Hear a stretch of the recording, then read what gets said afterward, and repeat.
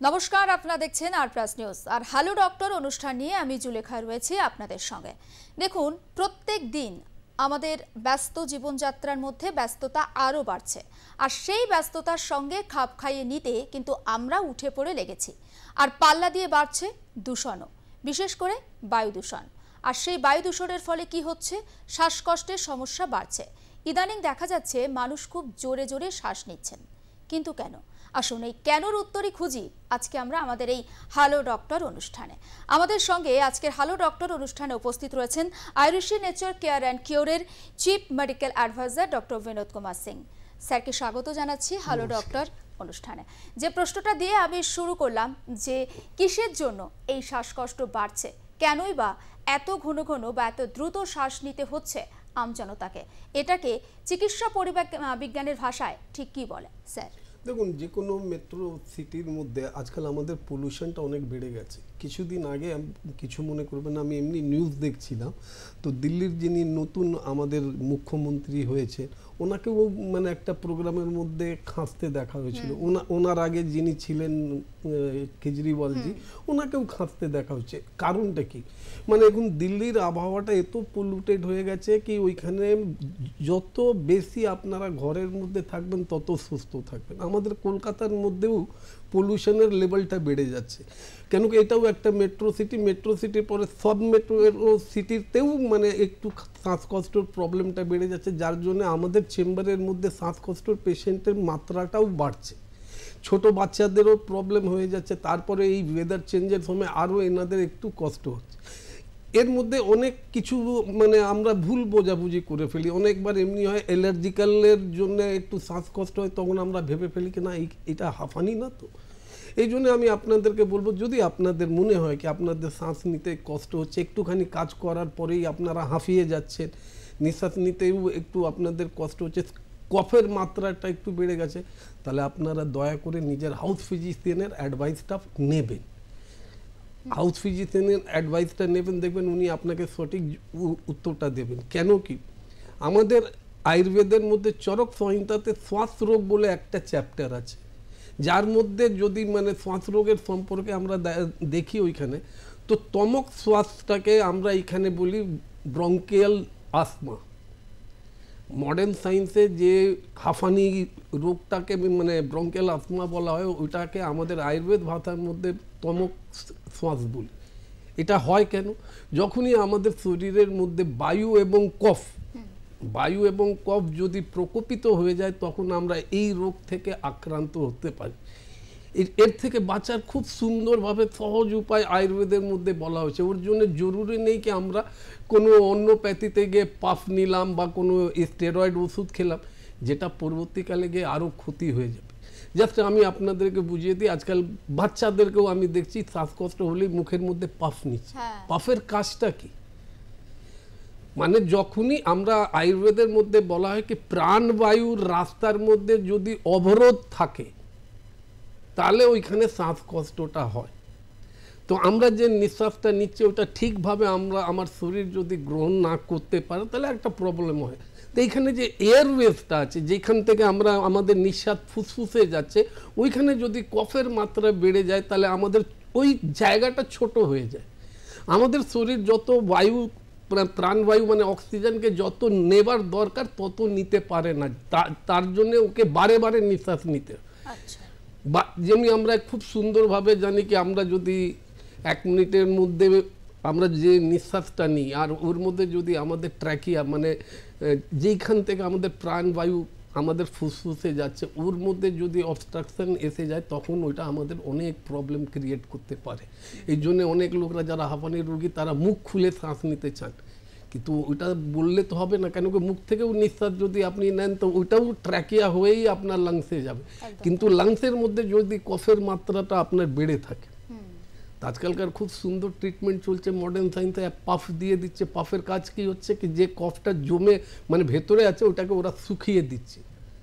আর এটাই মানুষ বুঝতে পারে না। নিজের ঘরটা যখন আপনারা রং করান, তো আপনারা দেখেন না কি মিস্ত্রিরা আগে পুরনো রংটাকে চেটে নাবিয়ে দেয়, তার উপরে ওরা নতুন রং লাগে।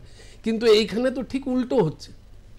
আমার মানে এয়ারওয়েজের মধ্যে কফ জমে আছে, আমি পাফ মেরে ওটাকে আরো মানে মানে শুকিয়ে দিচ্ছি, আবার মানে কফ জমছে, আবার ওইটাকে আমি পাফ নিয়ে ওইটাকে আমি শুকিয়ে, এর থেকে কি হয় কি আমাদের নিঃশ্বাস নেওয়ার যে রাস্তাটা ট্র্যাকিয়া, যাকে মডার্ন সায়েন্সে ট্র্যাকিয়া বলা হয়, ও আরো সরু হয়ে যায়, যেটা ধীরে ধীরে একটার পর একটা যখন স্তর জমতে থাকে। আলটিমেটলি আপনি নিজের ঘরের একটা মাপ নিয়ে নেন আর উইদাউট মানে রং নামিয়ে আপনি খালি রং করেই যান, লাস্টে দেখবেন আপনার ঘরের এরিয়াটাও ছোট হয়ে যায়।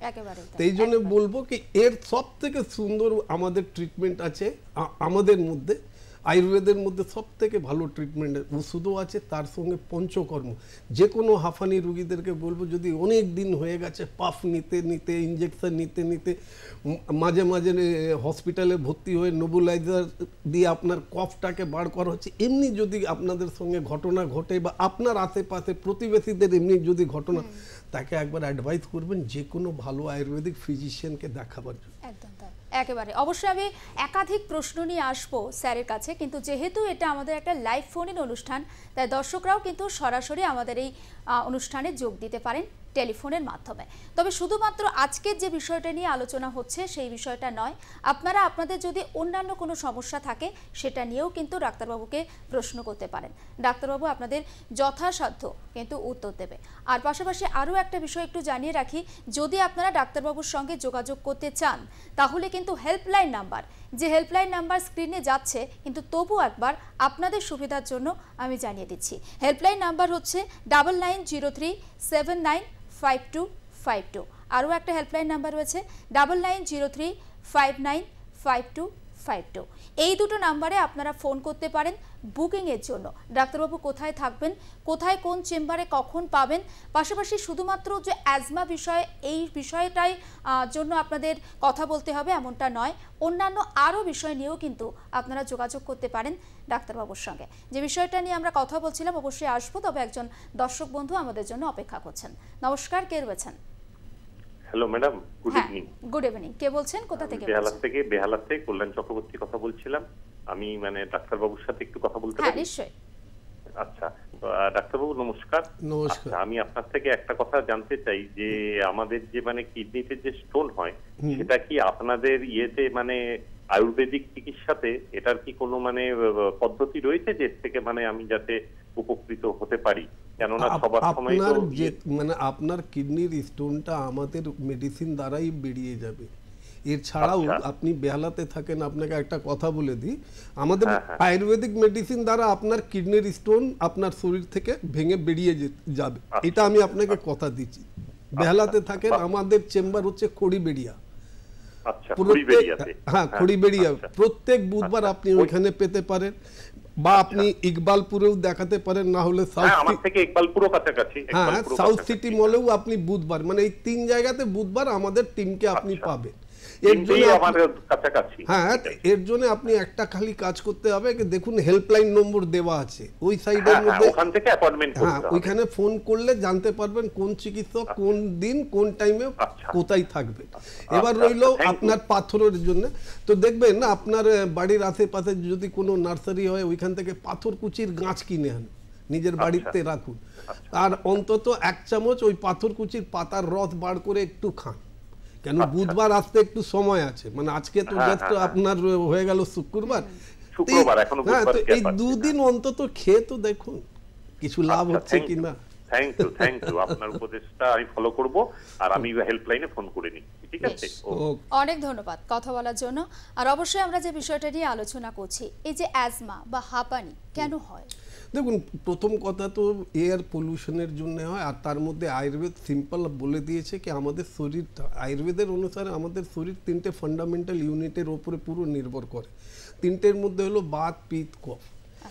বায়ু এবং কফ যদি আমাদের শরীরের মধ্যে প্রকোপিত হয়ে যায়, যে মাত্রাতে থাকার কথা তার থেকে যদি বেশি হয়ে যায়, এটা বেশি কখন হয়? তো বেসিক্যালি দেখা গেছে আমাদের লাইফ স্টাইলের উপরে। আমরা এমনি কোনো খাবার খাই যেটা ভালো করে হজম হয় না, পেটের মধ্যে অম্বল গ্যাস সব সময় ভরে থাকে। এমনিও হয় কি মানে আজকালকার মানুষরা মানে মাল্টিন্যাশনাল কোম্পানির মধ্যে 3 বেলা কাজ হচ্ছে, তো যারা নাইট ডিউটি করছেন তারা তো জেগে আছেন। এবার যারা নাইট ডিউটি করছেন ওনারা যদি রাত্রির বেলা ঠান্ডা যদি জল খান, রাতভর যদি জেগে থাকেন, তো 100% ওনাদের শ্বাসকষ্ট হওয়ার সম্ভাবনাটা বেশি থাকে। কেন কি সেই সময় কফের মাত্রাটা বেড়ে যায়। এটার জন্য আমি বাঁচার উপায় সবাইকে বলি কি, যখনই রাত্রির বেলা যখন দেখছেন কি আপনার নাইট শিফটিং, আপনার ডিউটি হয়ে গেছে, এবার কি করতে হবে, 100% কাজ না করলে ঘর সংসার চালাবেন কি করে? তো ওর জন্য আপনাদের মেন সিম্পল একটা দরকার, রাতভর আপনারা খালি উষ্ণ গরম জল খাবেন, দুধের চা, দুধের কফি একদম হাত দেবেন না। লিকার চা খেতে পারেন, ব্ল্যাক কফি আপনারা খেতে পারেন, এর থেকে কফের মাত্রা তৈরি একটু কম হয়।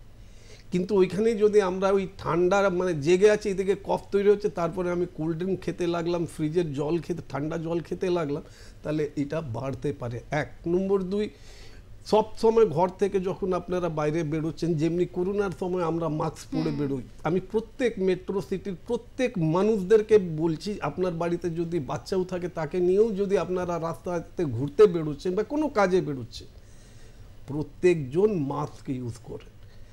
মেট্রো সিটিতে থাকলে ঠিক আছে অনেক লাভ হয়, কিন্তু তার সঙ্গে অনেক শরীরে অনেক ক্ষতিও হয়। তো এই জন্য আমি বলবো কি কিছু শরীর চর্চা মেনটেন করবেন।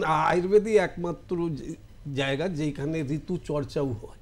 আচ্ছা, মানে গরমে পরে হঠাৎ বৃষ্টি খুব জোর হয়ে গেল, টেম্পারেচার ফল করে গেল, আয়ুর্বেদের মধ্যে বলা আছে সেই মুহূর্তে কি খাওয়া উচিত, এটা আপনাদের সবসময় জানা দরকার। কি মানে আয়ুর্বেদের মধ্যে সব কিছুই বলা আছে, গরমকালে কি খাবেন, শীতকালে কি খাবেন, বসন্ত ঋতুতে কি খাবেন, মানে প্রত্যেক কিভাবে থাকবেন। তো ওইটা যদি আমরা মেনটেন করি, তো এই মানে রোগ যাকে মানে মডার্ন সায়েন্স বলে কি যতদিন বেঁচে আছেন ততদিন আপনাকে ওষুধ খেতে হবে, আমরা বলি না। ওর কারণ হচ্ছে, এবার আপনারাও আমাদেরকে প্রশ্ন করতে পারেন স্যার আপনারা কফটা কি করে বার করেন। তো আমরা পঞ্চকর্মের মাধ্যমে বিরেচন এবং বমন এই দুটো প্রক্রিয়া আমরা আরম্ভ করি, তারপরে ধূমপান আমরা করাই। তো এর থেকে পেশেন্ট খুব তাড়াতাড়ি সুস্থ হয়ে যায়। আর একটা কথা বলি, লোকরা বলে কিন্তু ও তো কে কাজ করবে। তো ঠিক আছে, মডার্ন সায়েন্সে যখনই আপনারা যাবেন দেখবেন ইয়া তো আপনি খুব রোগা হয়ে যাবেন, না হলে খুব মোটা হয়ে যাবেন। কেন কি যে ওষুধ দ্বারা আপনি আরাম পাচ্ছেন ওটা টোটালি স্টেরয়েড। এই জন্য নিজেকে যদি সুস্থ রাখতে চান তাহলে আপনারা নিজের স্বাস্থ্যের উপরে বিশ্বাস করুন। কেন কি দেখা গেছে হাঁফানির শব্দটা মানে ইন দ্য ফার্স্ট 1900 এসেছিল, আর আয়ুর্বেদের জন্ম 5000 বছরের বহু আগে থেকে। অথর্ববেদের মধ্যে এই আয়ুর্বেদের সম্পর্কে খুব সুন্দর বর্ণন করা আছে। ওই অথর্ববেদের মধ্যে, আয়ুর্বেদের মধ্যে চরক সংহিতার মধ্যে যদি আপনি দেখেন কত রকমের রোগের সম্পর্কে খুব সুন্দর বিবরণ দেওয়া আছে, কিভাবে ওইখান থেকে নিজেকে ঠিক কর। আমি যদি বায়ু এবং কফ যারা প্রকোপিত আছে ওকে যদি আমি সমন করতে পারি, এক্সেসিভ বায়ু এবং কফকে আমরা যদি শরীর থেকে বার করে দিতে পারি, তো ultimately you will get very good result. একদম তাই, একদম। আমার একটা বিষয় খুব জানতে ইচ্ছে করছে, আমরা দেখি যে গরমের সময় না আমরা এসির ভিতরে খুব বেশি থাকি, হঠাৎ করে এসি থেকে কিংবা সেটা মেট্রোর বলুন না কেন, বাইরে নামলে একটা সফোকেশন হয়, অনেক সময় হাঁচিও হয়। এটাকে কি হাঁপানির প্রাথমিক পর্যায়ে? না, এটাকে আপনি হাঁপানি না, এটার এর মধ্যে এটাই বুঝে নিতে হবে কি আপনার শরীরের ইমিউনিটি পাওয়ারটা উইক আছে। কেন কি এতক্ষণ ধরে আপনি ঠান্ডাতে ছিলেন, যখনই আপনি একটু বাইরে বেরোচ্ছেন ওই গরমটা আপনি সহ্য করতে পারছেন। এই জন্য আপনারা একটা জিনিস দেখবেন, যখনই আপনারা পাহাড়ে ঘুরতে যাবেন না, তো যাওয়ার সময় আপনাদের মুড খুব ভালো থাকে, কিন্তু যখনই আপনারা পাহাড় থেকে নেবে স্টেশনে এসে যদি ট্রেনে ওঠেন, আমাকে তো যেতেই হয়, কেন আমাদের শিলিগুড়িতেও চেম্বার আছে, গুয়াহাটিতেও চেম্বার আছে, এই তো পাহাড়ি অঞ্চলে লোকরা ঘুরতে যায়। যাওয়ার সময় দেখি ওনাদের ব্যবহারটা খুব সুন্দর থাকে, খুব সুন্দর হাসি ঠাট্টা করতে করতে ওনারা যাচ্ছেন ঘুরতে। আসার সময় এমনিও দেখেছি কি নিজেদের মধ্যে ঝগড়া লেগে গেছে। কেন কি মানে তখন কি হয় কি ঠান্ডা থেকে হঠাৎ আপনি গরমের মধ্যে এলেন, শরীর ওইটা নিতে পারছে না, আপনি খিটখিটে হয়ে গেছে, ভালো কথাটাও আপনার ভালো লাগছে না, কেউ আপনাকে ভালো মানে বুদ্ধি দিচ্ছে ওটাও আপনার ভালো লাগবে না। তো এই জন্য আমি বলি প্রাকৃতির খেলাফে কখনো যেতে নেই। গরম তো গরমের জায়গায় ঘুরে আসুন, যান না এই গরমের সময় আপনি সি বিচে গিয়ে ঘুরে আসুন, দেখবেন খুব সুন্দর শরীরটা থাকবে। কিন্তু যদি দার্জিলিংয়ে গিয়ে নেবে আসেন তাহলে তো বেশ কিছুদিন আপনাদের মুড অফ থাকবে। গরমের দিনে গরমের জায়গাতে গেলে আপনি খুব আনন্দ করতে পারেন, আর ঠান্ডার সময় ঠান্ডার জায়গাতে গিয়ে দেখুন খুব আরাম। আপনি এটাও শুনে তাজ্জুব হয়ে যাবেন। আপনি এমনি অনেক হাঁফানি রুগীকে আমি দেখেছি কি ওরা আমাকে বলে কি স্যার আমি মানালিতে বরফ পড়ছে ওইখানে আমি আইসক্রিম খেলাম, আমার কোনো প্রবলেম হলো না। এইখানে কালকে রাত্রির বেলা মানে কোল্ড ড্রিঙ্ক খেলাম আর সকাল থেকে হাঁচি আর নিঃশ্বাস নিতে আমার কষ্ট হচ্ছে। টেম্পারেচারের সাথে শরীরটা অটোমেটিক অ্যাডজাস্ট করে যায়। মেন এটাই হয় কি শরীরকে অ্যাডজাস্ট করতে সময় লাগে। এই জন্য যখনই ওয়েদার চেঞ্জ হয় তখন আমাদের ইমিউনিটি পাওয়ার উইক হয়ে যায়। আর তখনই আমি মানুষদেরকে বলি কি যখনই আপনাদের ইমিউনিটি পাওয়ার মনে হচ্ছে কি এই ওয়েদার চেঞ্জের সময় এসে গেছে, তো আপনারা ওই সব জিনিস খান যেটা খেলে আমাদের শরীরের ইমিউনিটি পাওয়ারটা বাড়বে। এই যেমনি হাঁফানি রুগী যাদের শ্বাসকষ্ট হচ্ছে তাদের একদম একটা নিয়ম করা উচিত, চা খাবো ঠিকই কিন্তু চায়ের মধ্যে দুধ দেব না। আচ্ছা, চায়ের মধ্যে যাদের শ্বাসকষ্টের প্রবলেম আছে, হাঁফানির প্রবলেম আছে, তারা যদি আমাদের কোয়াত কাড়া যেটা করোনার সময় প্রত্যেক মানুষরা নিজের বাড়িতে খেতেন, আজকে ওনারা ভাবছেন কি করোনা নেই, না করোনা আবার আসছে। সবসময় মনে রাখবেন যে কোনো পলিউশন দিয়ে যার থেকে শরীর কষ্ট দেবে ওটা তো এক প্রকারের রোগী তো ভাই। এই জন্য আমি আপনাদেরকে বলবো যাদেরই বাড়িতে যদি দেখছেন আপনার ছেলের সর্দি লেগে যাচ্ছে, কাশি বন্ধ হচ্ছে না, হাঁচি খুব বেশি বেরোচ্ছে, তো ওদেরকে কাড়া খাওয়াতে আরম্ভ করেন, দেখবেন আপনার ছেলে খুব সুস্থ থাকবে। এর ছাড়া আরও আপনাদেরকে বলে দিই অনেকজনের কাশি আছে, অনেক অ্যান্টিবায়োটিক খেয়ে ফেলেছে, কাশি ভালো হচ্ছে না, কি করে নিজেকে ঠিক রাখবে? সিম্পল, সবার বাড়িতে গোলমরিচ আছে, যদি 50 গ্রাম গোলমরিচ নেন তো 50 গ্রাম মধু নেন, 50 গ্রাম গোলমরিচকে আপনারা গুঁড়ো করে নেন, 50 গ্রাম মধুর মধ্যে মিশিয়ে একটা কৌটোতে রেখে দেন। আর অ্যাকর্ডিং টু এজ, যদি বাচ্চা আছে তো 4 চামচের হাফ চামচ ওকে চাটিয়ে দেন, বড় যদি আছেন তো ওনাকে 1 চামচ করে দিনে 2 বার ওনাকে চাটতে মানে চেটে চেটে খেতে বলুন, তারপর একটুখানি উষ্ণ গরম জল। আর দয়া করে যে বা যার হাঁফানি রুগী আছেন দুধ খাবেন না। আচ্ছা, আমার মেন কথা হয় কি মানুষ যদি নিজেকে নিজেই ঠিক রাখতে পারে তাহলে আমাদের মতন চিকিৎসকের দরকার লাগবে না। আর এটাই আয়ুর্বেদে আমাদের মানে আমাদের বোঝায় কি সব কিছু সব ইন্ডিয়ার প্রত্যেক বাড়িতে একটা করে ওষুধের দোকান আছে, আর ওই ওষুধের দোকানের নাম হচ্ছে কিচেন রুম। আগে যখন আমরা ছোট ছিলাম আমাদের কিছু প্রবলেম হতো তো আমার মা আমাকে নিয়ে ডাক্তারের কাছে দৌড়ে যেত না, ও ঠিক কিচেন রুম থেকে কিছু না কিছু বার করে আমাকে খাওয়াতো, যার থেকে আমার আরাম হয়ে যেত। এই জন্য আমি আপনাদেরকে বলবো আয়ুর্বেদটা আপনার আয়ুর্বেদের ওপর, আয়ুর্বেদকে একটু রেসপেক্ট করুন, দেখবেন আয়ুর্বেদ থেকে অনেক কিছু পাওয়া যাবে।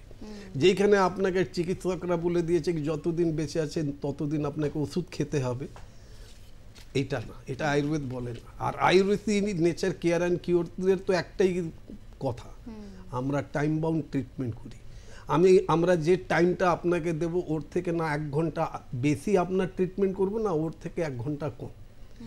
এরপরে যখন আপনাকে আমরা ছাড়বো তখন আপনাকে আমরা সব মানে কারণগুলো ভালো করে বুঝিয়ে দেবো কি আপনি এত বছর ধরে কেন ভুগছিলেন।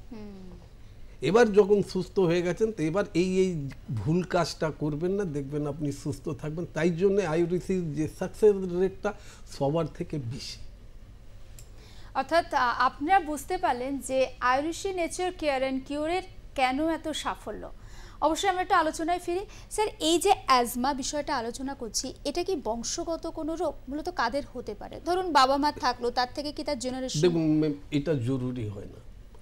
আমি এইটার নিয়ে আমি বলতে পারি কি বাবার মা হয়েছে তো হ্যাঁ, মানে প্রেগনেন্সির সময় পেটে যখন মানে বাচ্চাটা থাকে তখন যদি শ্বাসকষ্ট রোগীদের একটু শরীরটা খারাপ লাগে বা কিছুই লাগে তো বাচ্চাটা উইক হয়। সেই মুহূর্তে যখন বাচ্চা হয়ে যাবার পরে ওই বাচ্চাটার উপর একটু মনোযোগ দিয়ে যদি দেওয়া হয় তার মানে ওর কখনো এই প্রবলেম হবে না। কারণটাই তো মেন কি এই জিনিসগুলো যেমনি আপনাকে বলে দিলাম কি শ্বাসকষ্ট বেসিক্যালি তাদেরই হয় যাদের শরীরের মধ্যে বায়ু প্রকোপিত হয়ে যায়। বায়ু যদি প্রকোপিত হবে তাহলে আপনার পেট পরিষ্কার হবে না, পেট যদি পরিষ্কার না হয় তাহলে আপনার গ্যাস ফর্মেশন হবে, আর পেট যদি পরিষ্কার না হয় তাহলে ওই গ্যাসটা ওপরের দিকে ওঠে আর আমাদের দুই ফুসফুস ডায়াফ্রাগ্রাম মাসেলের ওপরে টিকে আছে, আর তার ঠিক নিচে আমাদের স্টমাকের ফান্ডাস। যদি ওইখান থেকে গ্যাস যদি চাপ দেয় তো এমনি আমাদের মানে মানে লাংসের সাইজটা ছোট হয়ে যায়। আচ্ছা, তারপরে ওই বায়ুটা মাথাতে উঠে যায়, যেখানে কফের আরও বেশি বৃদ্ধি হয়ে যায়। তো এই সব মিলিয়ে এই রোগটা হয়। এই জন্য আমি আপনাদেরকে বলি কি, অন্য আজ অব্দি আপনারা যতজনরাই হাঁফানির ওষুধ খাচ্ছে, আপনাকে কেউ বোঝাতে পেরেছে কি আপনার এই হাঁফানির রোগটা কেন হচ্ছে? কেউ বোঝাতে পারবেন, কারণটা আগে জানা দরকার। আপনি আমাদের কাছে আসুন, আপনার হিস্ট্রিটা নেবার পরেই আমরা বলে দিতে পারি কি আপনার এই রোগটা হবার কারণ কি। ভগবানের যদি দেন হয় তাহলে তো আপনি যখন জন্ম নিলেন তখন থেকে আপনার শ্বাসকষ্ট হবে, ওইটা একটা আলাদা ব্যাপার। কিন্তু আপনি 10 বছর 12 বছর 20 বছর আপনি ঠিক ছিলেন। যেমনি আমার একটা পেশেন্ট ইঞ্জিনিয়ারিংয়ের, উনি স্টুডেন্ট ছিলেন, একদম খুব ভালো ছিলেন, কিন্তু ওনার হোস্টেলের যে রুমটা দেওয়া হয়েছিল ওইটা ড্যাম ছিল। আচ্ছা, যেখানে ওনাকে 2 বছর থাকতে হলো। এই 2 বছরের মধ্যে উনি হাঁফানির রোগী হয়ে গেলেন। তখন উনি আমাদের কাছে আসেন, আমাদের কথা অনুসারে ট্রিটমেন্ট করান, প্লাস পঞ্চকর্ম করান। ওনার সামনেই মানে ওনাকে দেখিয়ে আমরা ওনার শরীর থেকে পুরো কফটা আমরা বার করলাম বমনের মাধ্যম দিয়ে। And now she is totally okay. ও নিজেরা খুব সুন্দর নিজের ম্যারিড লাইফটাও এনজয় করছে, নিজের বাচ্চাদেরকে নিয়ে। ওনার বাচ্চার কোনো প্রবলেম হয়। তো এটা একমাত্র আয়ুর্বেদেই হতে পারে। এই জন্য আমি আপনাদেরকে বলবো, ট্রিটমেন্ট অন্য প্যাথিতে ট্রিটমেন্ট করিয়ে যদি আপনারা হাঁফিয়ে গেছে, কেন কি আলটিমেটলি অনেক দিন ধরে যদি আপনারা স্টেরয়েড আপনারা ইউজ করেন, তো এর থেকে সব থেকে মাইনাস পয়েন্ট এটাই হবে কি আপনাদের শরীরে ইমিউনিটি পাওয়ার উইক হয়ে যাবে। মানে যে কোনো ছোট জিনিস আপনার উপরে একটু বড় করে দেখা। জ্বর হলো, যেমনি আমরা 2 দিন 3 দিন ওষুধ খেয়ে আমরা আবার ডিউটিতে চলে যাব, কিন্তু আপনাদের জ্বর হলে আপনাকে মিনিমাম 7 দিন থেকে 10 দিন আপনাকে বিছানাতে পড়তে হবে। তো ইমিউনিটিটাকে নিজেকে স্ট্রং রাখা খুবই দরকার। আর অনেকবার এমনি হয় কি অ্যালার্জিক্যাল ব্রেথিং ডিস্ট্রেস হয়ে যায়, মানুষরা বুঝতে পারেন। হঠাৎ ঘর পরিষ্কার করা হচ্ছে, ধুলো থেকে ডাস্ট অ্যালার্জি থেকে হাঁচি আরম্ভ হলো, হাঁচির পরেই ওনার শ্বাসকষ্টটা আরম্ভ হলো। তো ওটা দয়া করে এটা ভাববেন না কি এটা আপনার হাঁফানি রোগ। ওটা সঙ্গে সঙ্গে নিজের হাউস ফিজিশিয়ানের সঙ্গে যোগাযোগ করবেন, উনি আপনাদেরকে সেরাম অ্যালার্জিক্যাল টেস্ট করাবার পরেই উনি বলে দেবেন তোমার এই কারণের জন্য এই শ্বাসকষ্টটা হলো। আচ্ছা, তো আপনারা ওর থেকে নিজেকে বাঁচিয়ে রাখলে তাহলে আপনাদের আর এই প্রবলেম হবে না। কোনো একজন মানুষ কিভাবে বুঝবেন যে তার হাঁপানি হয়েছে? মানে প্রাথমিক যে কারণগুলো তিনি দেখে বুঝতে পারবেন যে তিনি এই রোগে আক্রান্ত। দেখুন, আমি এমনি তো কেউ বুঝতে পারে। একটু থামাচ্ছি ডাক্তারবাবু, একজন দর্শক বন্ধু অপেক্ষা করছেন আমাদের জন্য। নমস্কার, কে রয়েছেন, কোথা থেকে বলছেন? হ্যাঁ, শুনতে পাচ্ছি। কে বলছেন, কোথা থেকে বলছেন? হ্যাঁ, আমি গাইঘাটা থেকে গাজীপুর থেকে বলছি, সমীর সরকার, বুঝলেন? হ্যাঁ, বলুন। বলছি স্যারের সঙ্গে একটু কথা বলা যাবে? হ্যাঁ, নিশ্চয়ই, আপনি বলুন, শুনতে পাচ্ছেন স্যার। হ্যাঁ, বলছি যে আমি ওই টিউমার সম্বন্ধে একটু বলবো। আপনাদের ইয়েতে কি টিউমার কোনো কমার ব্যবস্থা আছে স্যার? আপনি গাইঘাটা থেকে বলছেন না? হ্যাঁ, গাইঘাটা গাজীপুর, সমীর সরকার। আচ্ছা, আপনার দেখবেন বাড়ির পাশেই শিওর বাড়ির আশেপাশে কঞ্চনার নামে কোনো গাছ হবে। কঞ্চনার, ওকে আমরা বলি কঞ্চনার। এক প্রকারের গাছ যার ছালের মধ্যে এত ক্ষমতা আছে কেউ যে কোনো টিউমারকে গলাতে পারে। আমার একটা টিউমার হয়েছে স্যার। হ্যাঁ, দেখুন ওটা টিউমারও হতে পারে, লিম্ফোমাও হতে পারে, ফাইব্রোমা, মানে বলার মানে হলো যত অবধি আমরা ওটাকে দেখবো না। বসানো যাবে? বলছি ওটা বসানো যাবে কি?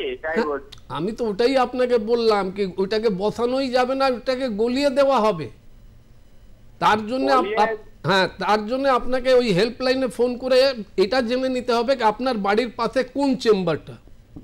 সেইখানে এসে নিজেকে একবার আমাদের সঙ্গে দেখা করুন। আপনার কোনো পুরনো রিপোর্ট আছে? আমার বাড়ির পাশে বলতে বারাসাত। বারাসাতে আপনি সোমবার, প্রত্যেক সোমবার আপনি আমাদেরকে বারাসাতে পাবেন। হেল্পলাইনে ফোন করুন, হেল্পলাইনে ফোন করে নিজের নামটা লিখিয়ে। বারাসাত বসেন কোন জায়গায় আপনারা? আপনি হেল্পলাইনে ফোন করুন, ওইখানে আপনাকে বলে দেওয়া হবে কি আমরা কোথায় বসি, কোন দিন বসি, আর কোন চিকিৎসককে ওইখানে আপনি পাবেন। ঠিক আছে? বেশ, একদম তাই। অবশ্যই আপনি হেল্পলাইন নাম্বারে ফোন করুন। আর আমাদের সঙ্গে কথা বলার জন্য অনেক ধন্যবাদ। এবং অনুষ্ঠানের একেবারে শেষ পর্যায়ে কিন্তু আমরা চলে এসেছি, খুব সংক্ষেপে উত্তরটা নেব। যেটা বলছিলাম যে কিভাবে বুঝবেন হাঁপানি। দেখুন, এর মধ্যে প্রথম কথা আপনাকে এটা বুঝতে হবে কেন কি এর কোনো মানে শ্বাসকষ্টটার কোনো টাইম টেবিল ঠিক থাকে না। আচ্ছা, যদি আপনি দেখছেন না কিছুই হলো না, তারপর নিঃশ্বাস নিতে কষ্ট হয়ে গেল, একদম সঙ্গে সঙ্গে আপনাদের দুটো জিনিস করানো দরকার। যদি পারেন তাহলে চেস্টের এক্সরে করিয়ে নিজের হাউস ফিজিশিয়ানের সঙ্গে দেখা করা খুবই দরকার। তার মধ্যে যদি আমি ব্লাডের এই বিটিসি আমরা যদি করিয়ে দিই, কি মানে সিবিটি কমপ্লিট ব্লাড টেস্ট যদি আমরা করাই, ওর মধ্যে যদি আমরা দেখে ফেলি কি ইসনোফিলের মাত্রাটা বেড়ে আছে, তাহলে আপনাকে ধরে নিতে হবে কি ইয়েস আপনার হাঁপানি হবার সম্ভাবনাটা আছে। কিন্তু যদি আপনি আইজি লেভেল পরীক্ষাটা করিয়ে দেখে নিলেন কি ওইটা বেড়ে আছে, তাহলে এটা মাথার মধ্যে রাখবেন হতে পারে ইট মাস্ট বি অ্যালার্জিক্যাল। আচ্ছা আচ্ছা, তার জন্য আপনাকে মিনিমাম, অর্থাৎ সবার আগে প্রথমত আপনাকে সতর্ক থাকতে হবে। অনেক ধন্যবাদ আমাদের এই হ্যালো ডক্টর অনুষ্ঠানে আসার জন্য, এত সুন্দরভাবে আমার দর্শক বন্ধুদেরকে গোটা বিষয়টা বুঝিয়ে দেওয়ার জন্য। তবে যাবার আগে আরও একবার হেল্পলাইন নাম্বারটা আমি দর্শকদের সুবিধার জন্য বলে দিতে চাই, যে নাম্বারে আপনারা ফোন করে বুকিংয়ের জন্য কথা বলতে পারবেন। Helpline number 9903795252। আরও একটা নাম্বার রয়েছে 9903595252। এই দুটো নাম্বারে আপনারা ফোন করতে পারবেন এবং ডাক্তারবাবু কোথায়, কবে, কখন বসছেন পুরোটাই জানতে পারবেন। আপাতত এখানেই শেষ করছি। দেখতে থাকুন আর প্লাস নিউজ, সবার আগে সবার পাশে।